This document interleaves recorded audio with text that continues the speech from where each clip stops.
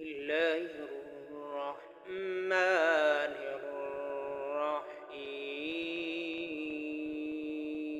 الرحيم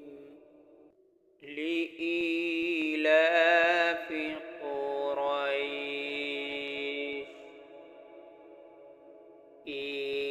إيلافهم رحلة الشتاء والصيف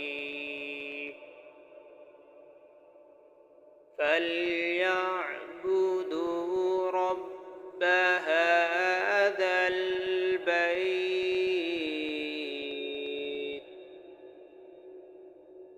الذي أطعمهم من جوع وآمنهم من خوف